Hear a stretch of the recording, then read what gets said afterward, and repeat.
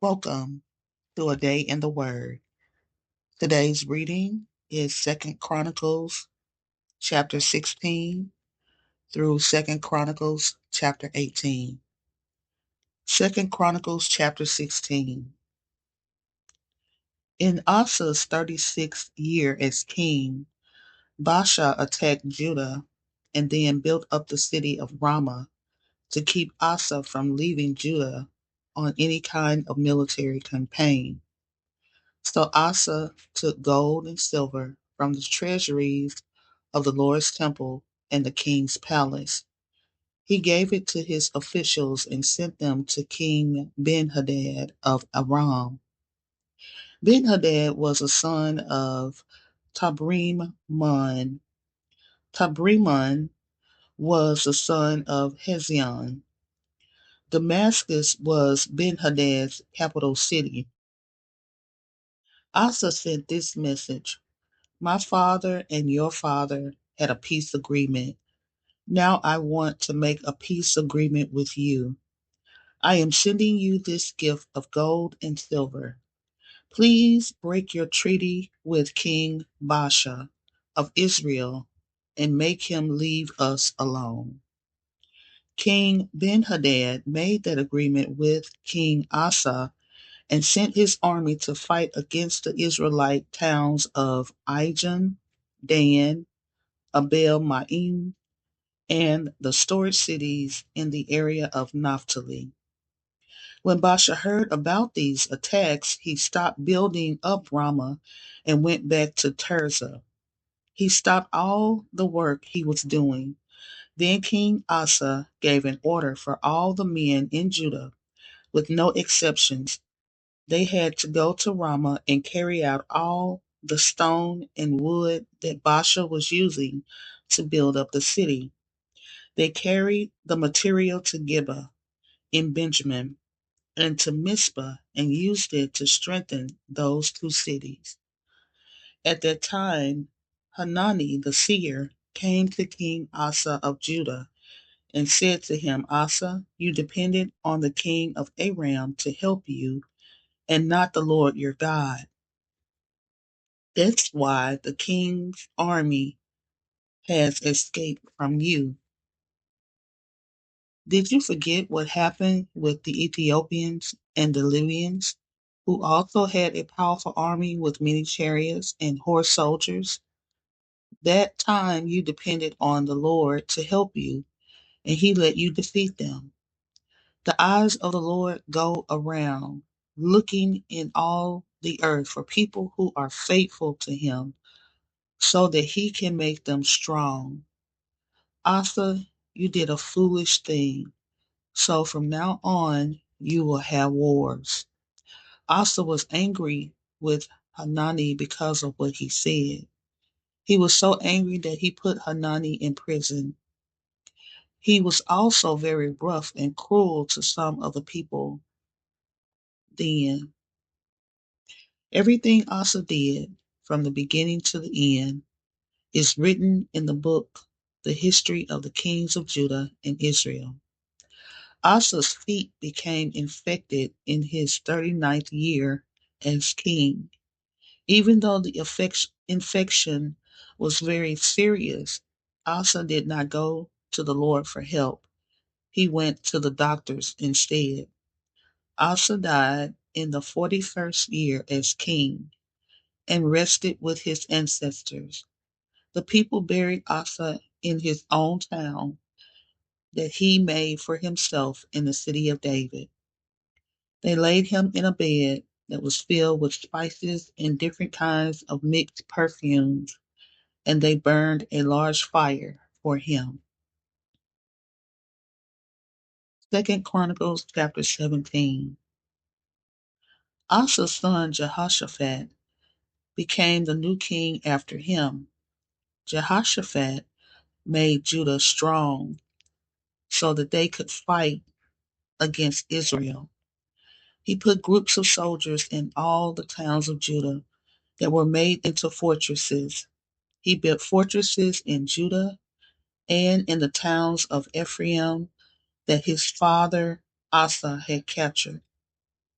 The Lord was with Jehoshaphat because in his young life he did the good things his ancestor David did.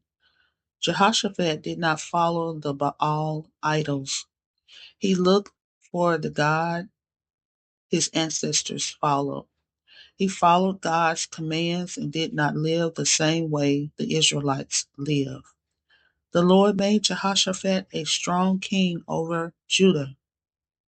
All the people of Judah brought gifts to Jehoshaphat, so he had much wealth and honor. His heart found pleasure in the ways of the Lord. He removed the high places and the Asherah poles from the country of Judah. During the third year of Jehoshaphat's rule, he sent his leaders to teach in the towns of Judah. These leaders were Ben, Hiel, Obadiah, Zechariah, Nathaniel, and Micaiah. Jehoshaphat also sent Levites with these leaders. These Levites were Shemaiah, Nethaniah, Zebediah, Asahel, Shemiramoth, Jehonathan, Adonijah, and Tobijah.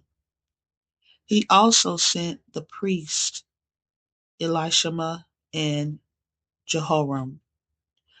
These leaders, Levites and priests, taught the people in Judah. They had the book of the law of the Lord with them. They went through all the towns of Judah and taught the people. The nations near Judah were afraid of the Lord, so they did not start a war against Jehoshaphat. Some of the Philistines brought gifts to Jehoshaphat. They also brought silver to him because they knew he was a very powerful king. Some Arabian people brought flocks to Jehoshaphat. They brought 7,700 rams and 7,700 goats to him. Jehoshaphat became more and more powerful.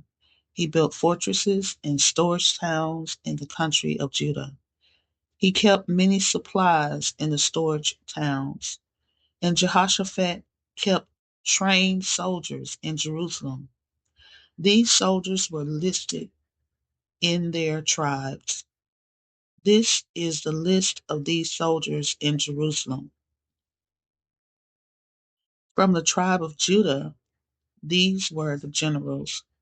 Adnah was a general of 300,000 soldiers. Johanan was the general of 280,000 soldiers. Amasiah was a general of 200,000 soldiers. Amasiah was Zichri's son.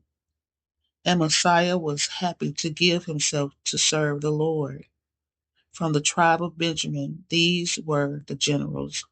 Eliada had 200,000 soldiers who used bows, arrows, and shields. Eliada was a very brave soldier. Jehoshaphat had 180,000 men ready for war. All these soldiers served King Jehoshaphat. The king also had other men in the fortresses in all the country of Judah. Second Chronicles chapter 18. Jehoshaphat became very rich and famous. He made an agreement with King Ahab through marriage. A few years later, Jehoshaphat visited Ahab in the town of Samaria. Ahab sacrificed many sheep and cattle for Jehoshaphat and the people with him. Ahab encouraged Jehoshaphat to join in an attack on the city of Ramoth Gilead. Ahab said to Jehoshaphat, "Will you go with me to attack Ramoth Gilead?" Ahab was the king of Israel and Jehoshaphat was the king of Judah. Jehoshaphat answered, Yes, you and I will be as one. My men will be as yours in battle. But first, let's ask the Lord for advice. So Ahab called a meeting of the prophets. There were about 400 prophets at that time. Ahab asked the prophets, Should we go and attack Ramoth Gilead or not? The prophets answered Ahab, Yes, because God will let you defeat Ramoth Gilead. But Jehoshaphat said, Doesn't the Lord have another prophet here? Let's ask him what God says. King Ahab answered, Yes, there is another prophet. His name is Micaiah, son of Imlah. But I hate him. He never says anything good about me when he speaks for the Lord. He always says things that I don't like. Jehoshaphat said, The king shouldn't say things like that. So King Ahab told one of his officers to go and find Micaiah.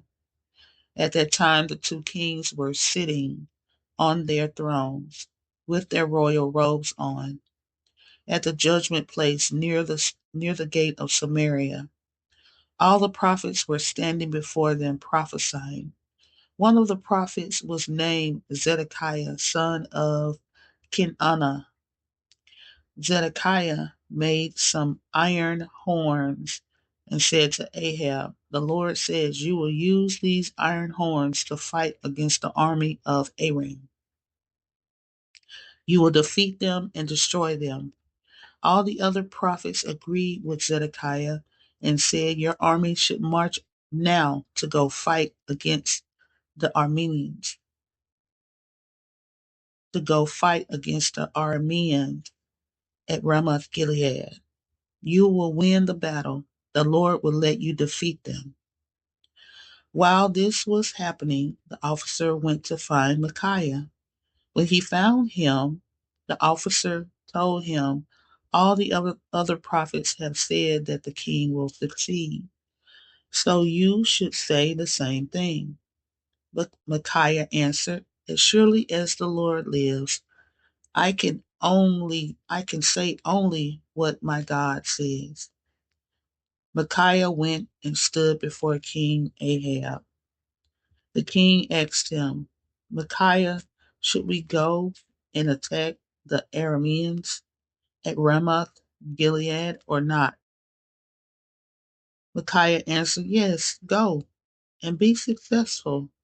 You will take the city. But Ahab answered, How many times do I have to tell you? Tell me the truth. What does the Lord say?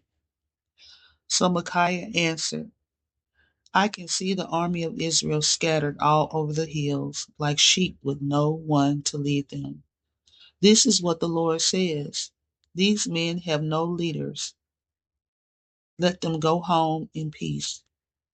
Then Ahab said to Jehoshaphat, See, I told you, this prophet never says anything good about me. He always says something bad. Micaiah said, Hear the message from the Lord. I saw the Lord sitting on his throne.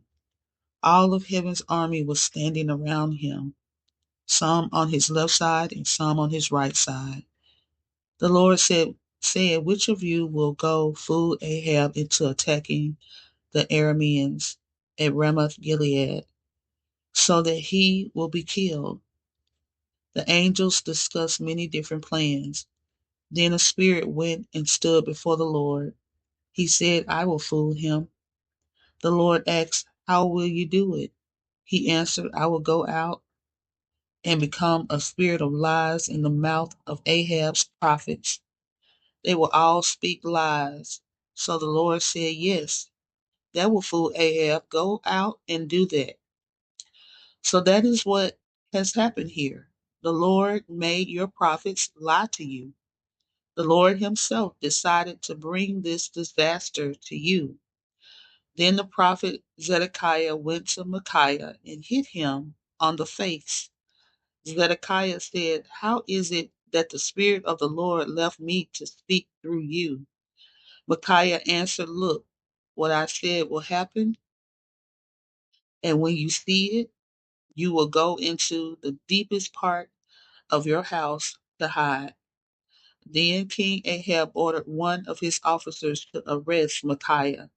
Ahab said, Arrest him and take him to Ammon, the governor of the city, and Prince Joash.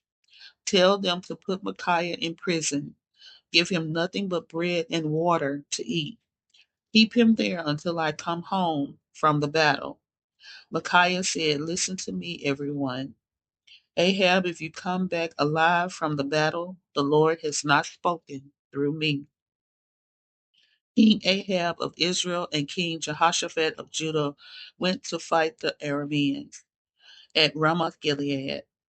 Ahab said to Jehoshaphat, Disguise yourself when you go into battle, but wear your own clothes, and I will disguise myself. The king of Israel went into battle dressed like an ordinary soldier. The king of Aram had 32 chariot commanders. He gave them this command: Don't go after anyone except the king of Israel, no matter how important they are. During the battle, the commanders saw King Jehoshaphat and thought he was the king of Israel, so they went to kill him. Jehoshaphat started shouting, and the Lord helped him. God made the chariot commanders turn away from Jehoshaphat. When the commanders saw that he was not King Ahab, they stopped chasing him. Then a soldier pulled back on his bow and shot an arrow into the air.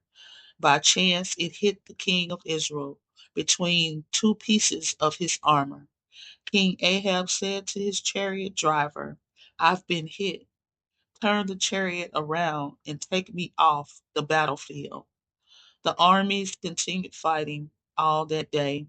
King Ahab leaned against the side of his chariot to hold himself up, facing the Arameans. He watched until evening. Then, just as the sun was setting, he died. Thank you for joining A Day in the Word Bible in a Year series. Please subscribe, like, comment, and don't forget to turn on that notification bell. Until next time, shalom.